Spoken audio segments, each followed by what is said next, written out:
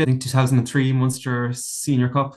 What memories do you have of Schools Cup final day? Um, the well, my abiding memory of that is that I actually injured my shoulder 7 days before, and I did my AC joint, and I couldn't really lift my shoulder at all. So we are kind of Mm. 7 days before what I thought was at the time was the biggest day of my life, which it was at the time. It was all about it, and I was in an awful panic. So getting physio the whole time in the lead into it, and so things were a little bit different back then. My dad was friends with a doctor who will name nameless, and he was happy to put a local anaesthetic into my shoulder before the game, which thinking back, I'm 17 years old. I've got an AC joint injury. I can't really move my shoulder. Let's put some local anaesthetic, which isn't. I don't think you're allowed to do that anymore. Into my shoulder, so that was fine. Played the first half, and I remember the first half of the game. Some fella stood in my face, and it kind of gone. You very quickly forget about your shoulder when you realise you're in the midst of a battle. Mm. We were playing Prez in the final, and it was going grand. The thing started wearing off. So if you could picture the chip van in Musgrave Park at halftime, we went into the dressing room, and I was taken out of the dressing room, brought behind the chip van by my father and the said doctor, and injected my shoulder again with local anaesthetic. So it's kind of a wonder that I didn't have any lasting damage from that. I desperately wanted that. It was obviously an okay thing to do at the time. And thankfully we won the game. Mm. For me, there was so much going on around the game that I don't have a great recollection of the match itself. I've greater recollection of other games, but it's just my abiding memory really is the energy and the noise and the carnival festival atmosphere at the game, and the pressure, huge pressure on the players, particularly at a young age, to perform in front of a big crowd, and you're representing your school and your family, and you feel like it's life or death, and that's the way it feels like at the time. I think I saw CBC shared a picture on the time of your retirement with blood coming from your mouth. So I think that story explains the background of that picture. Yeah. But yeah, I suppose that was a more dramatic build up to the Senior Cup final than most. I was going to ask how players deal with the nerves or deal with the build up. How did you deal with all that going on around? Yeah, you suppose you're young, and you're like, there was no social media back then, so like, you're not. Guys nowadays are probably getting bombarded with stuff from friends and past players messaging them. Like, I know that there's past players messaging current players at the moment, and that we didn't have to deal with that back then. We weren't as easily accessible from a social media point of view, so those guys have to deal with that nowadays, which is a challenge. They're only young fellas, and they're having to deal with it coming from everywhere. But you just try and focus on your training, focus on your preparation, that you're eating right, sleeping right, and that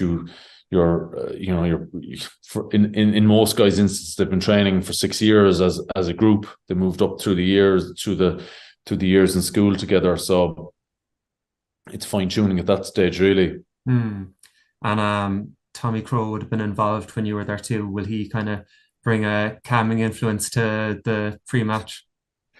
Yeah, experience, calming, excitement, energy. He'll bring all of that. Tommy's a great guy. He's been a very successful coach for Christians over the years, and his own right outside of Christians. And the fact that he's still going, and you see the level that those lads are playing at from a skill point of view. They're being well coached. They're clearly being well coached. There's plenty of other coaches up there as well who are assisting in that. Like Ian Dunn, to mention one. So they're doing a lot right in Christian's camp anyway, and as you can see from watching the Prez game, they're in the exact same boat. For sure. What impression have you the two teams, I suppose, from watching them through the rounds? Yeah, I think I know Christians have a lot of injury concerns. There's a lot of guys who are out injured. I think they've 5 guys who'd probably be involved in the team if they weren't injured, and that's a lot. That's a lot of guys to be out. But they have, I think, showed great resilience throughout the campaign. Christians having beaten Pres in the first round, and then that drawn game where they managed to go up to Limerick and kind of reverse that momentum, where they in the semi-final they had really struggled in the last quarter of the game and were on the back foot. You kind of thought they might struggle at the start of the replay, but they turned the tide there and they comprehensively won. I thought they were excellent. And then you look at Pres, and Pres started off with a loss. I think their trajectory has been very much like this since then. And that game against Munchins, like they played both teams played fantastic rugby, and I think they're 35-12 up or something maybe going into the last quarter, Pres, and they played great rugby, but then they showed fantastic resilience to keep Munchins out at the end of the game. So I think both teams are in a good vein of form. I think they both play good style of rugby, and they're both ambitious, and there's plenty of rivalry. So it's very much on the day. This is the thing with cup rugby at any level. It's on the day. Form, while it's helpful, it does go out the window. Who's the better team on paper? It kind of goes out the window. It's about who turns up on the day and who puts their hand up and performs on the day in a strenuous position in front of so many people. So it's hard to know. And if I push you for a prediction, are you going to back Christians? Absolutely, yeah. Christians for the win. That's my prediction. No, look, I think two really good teams, good players on both sides, and there's going to be a group of lads really, really, really disappointed, and a group of lads really, really happy on Tuesday, and it's sometimes it's a flick of a coin. It'd be small moments